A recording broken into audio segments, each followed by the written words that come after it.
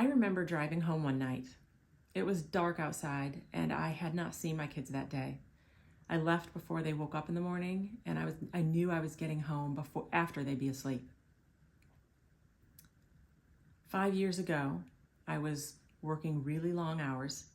I was exhausted and I had a nanny who was raising my 3 young kids. I was unhappy and I felt like there just has to be a better way. Surely I can figure out how to change this, take control of my life, my time, and my investments.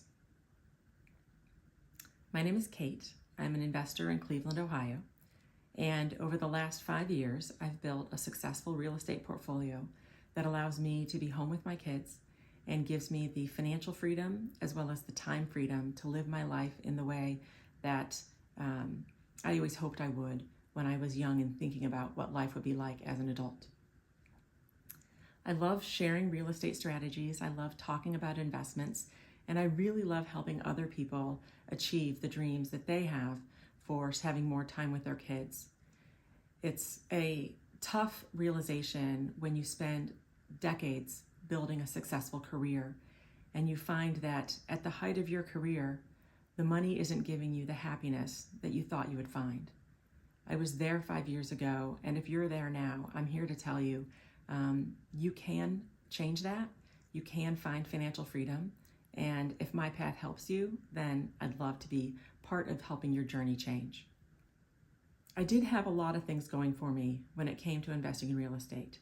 I had a substantial income from a high-paying job, which is a tremendous benefit when you're trying to finance a real estate portfolio. I also had a substantial 401k that I had built over my 20-year career. And because I worked in finance, I knew a lot about investments, and I had the ability to analyze investments in a way that allowed me to create my own strategy. So like a lot of people, I started watching YouTube videos, going to YouTube University, and listening to the stories of other people and how they achieved financial freedom. Interestingly, it seemed to me that the vast majority of the stories, if not all the stories that I heard, were about people who were replacing a modest income with real estate.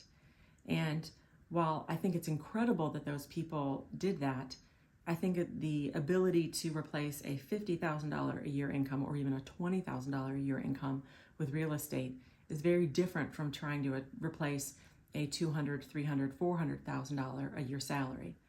I felt really nervous that I couldn't find an example of somebody else like me who had successfully replaced a high-paying job with real estate, but I also knew I had to do something different, and so I committed to trying to find a path. There was one particular video that I listened to that completely changed my world. A woman named Ashley Hamilton in Detroit, who was a single mom working at a restaurant and had a similar goal that I did, which was just to have more time with her kids at home. She told the story about how she began investing in real estate off her waitress salary in order to create ultimately a real estate portfolio that let her be a stay-at-home mom with her kids many years later. When I heard her story and I knew that she was able to be home with her kids, I felt inside just this drive that with the many assets I had available to me, the resources, financial resources, as well as skills, it would just be a terrible thing if I didn't at least try to create that path for myself and for me to achieve what she did and be home with my kids the way they deserve to have me. I knew that I wasn't being the mom I wanted to be in my career and that I had to change that. After I listened to Ashley Hamilton's podcast on Bigger Pockets, I committed that I'm going to buy real estate this year. I went out and I started looking at investment properties. I probably went to 10 or 12 different houses. I walked through them with real estate agents. I ran numbers on them, but none of them felt right to me. I didn't know exactly what was missing. I just knew that I didn't want to own those properties. And then I went through the house, which ultimately became our first investment property. And going into the place, I knew almost immediately that this was the place for us. This was a house built in the early 1900s. It had these huge, beautiful bay windows with tons of natural light shining in through the windows. The hardwood floors were beautiful. They needed to be refinished, but they were gorgeous. The ceilings were high, the rooms were spacious, and I had a feeling of sort of peace or calmness walking through the house that told me this is a good property. This is a place that I myself would be really happy living in this home. And that was ultimately how I came up with my number one criteria for investing in real estate, which is that I will only ever buy a house that is one where I would be happy living. Prior to that, I hadn't thought all that much about the experience of the renter or the guest who would be in our house. But I realized in that moment that having a guest or a renter who feels happy and content in the space should translate into a positive experience as an investor. The other houses that I had been through, in hindsight, either they were dark, they felt dreary, the neighborhood was cringy or scary, and finding a place where I'd be happy living myself is ultimately what allowed me to find properties that I could successfully rent to Airbnb guests. I had done research on all kinds of real estate strategies leading up to that first purchase, and it was interesting to me that when you look at return on investment rankings on different websites, which markets have the best return on investment, Cleveland rarely shows up on the list, even though the projections that I made for my investment were far stronger than what I saw in any other market. I think the reason that happens is Cleveland is a little bit unique in that we have tons of small multifamily houses. There are a lot of duplex and triplex properties here in Cleveland. So when I looked at return on investment calculators, I would see that they would use the rent, for example, from a single Airbnb and apply it to the whole price of the house. It didn't account for the fact that you were getting rent from 3 different units here in Cleveland. On the long-term investor side, you would find the income showing from 3 different units, but not on the Airbnb calculators. So that type of house at the time when I was investing cost about $300,000 and would get about $3,000 per month from long-term rent. By most real estate investors' analysis, that's what we call the 1% rule. If you can get 1% of the purchase price each month, and as a result, a lot of people like those properties for long-term investments here in Cleveland, long-term rentals. I had the idea that I could use those properties instead as an Airbnb investment, where you could get around $2,000 to $3,000 per month for a rental. But interestingly, those Airbnb calculators didn't account for it being a 3-unit property and would show that you get $2,000 to $3,000 per month for a $300,000 house, which is not a great Airbnb return until you realize that that's per unit.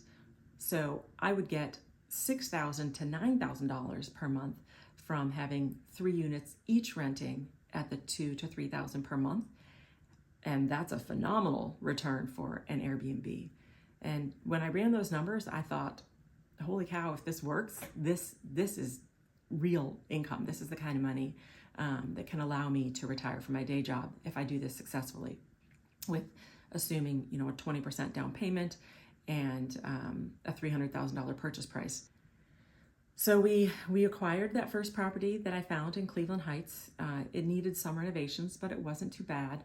We spent a fair amount of time doing some painting and, like I said, refinishing the floors.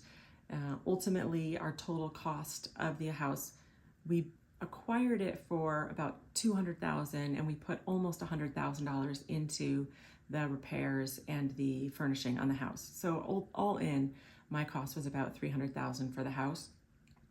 And then a couple months after we acquired the house, we finally got it up on Airbnb. And within only a few months, it was clear to me that the strategy was it was generating even more money than I had projected for the house.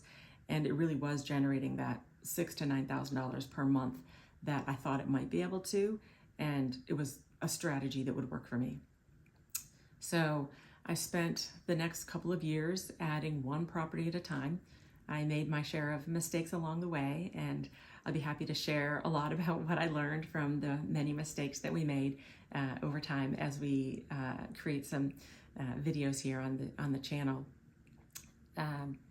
Each property has had things that went well and things that went poorly, and hopefully by now, 5 years later, we've learned enough that I can share with others strategies on how to find properties, how to set them up well, tips on screening renters on Airbnb, or generating direct bookings without Airbnb. And here we are 5 years later. I have successfully replaced the income that I made in my job that I had prior to beginning the real estate investments. I'm able to be a stay-at-home mom with my children. I get so much time with them every day and every week. It's absolutely a joy beyond what I ever imagined being a parent would be. There definitely are some challenges to being an Airbnb host. I do occasionally take phone calls at 1 o'clock in the morning from a guest who can't remember their code to how to get into the house, or they had too much to drink and think the code doesn't work, and we patiently walk them through how to enter the code one more time and hit enter, and this time it works. But it's worth it. The total number of hours I spend on managing 17 units right now is probably, less than 5 hours per week. And those 5 hours are worth it for the kind of returns we get. And even if it was more time than that, it would still be worth it because I'm able to be at home working and not away from my kids, at 5 a.m. and getting home at 10 p.m. the way I was before. As I look back over the last 5 years, I wish I had documented more along the way, or all of it, I guess, along the way, so that I could see those ups and downs as they happened. But I'd like to share them now as much as I remember of them, and how I can help people learn from the mistakes that I made, and hopefully connect with people who are in the place where I was many years ago, 5 years ago, who have a job that is paying the bills, but isn't fulfilling anymore, or at least isn't allowing them to be the kind of parent they want to be for their children. We also have a new project that we're just starting now. We recently sold some property and are investing those capital gains into an opportunity zone fund that we created ourselves in order to capture the tremendous tax benefits that are part of the opportunity zone investment strategy. And we acquired 20 acres in an opportunity zone down in the Hocking Hills area of Ohio. And our plan is to convert that land into a incredible high-end glamping site with hopefully 5 to 10 cabins on it that my husband is going to build over the next few years, and something that we're going to enjoy building as a family. And I'd love to share that experience with you as we hopefully turn that into an incredible vacation destination that we can share with people in the years to come. So that's the strategy that we use to get away from having a high demand job and replace the income with a real estate portfolio. If you want to hear more about the strategy, I hope you'll subscribe to the channel, and I hope that you can benefit from what we learned and that we can help you follow the same path, and know that if you also are searching for a path away from that demanding job into financial freedom and more time with your family, more time to do what you love, and less time, just working in a job that isn't creating true wealth for you, there is a way. You can do it, and I'd be happy to help you along the way.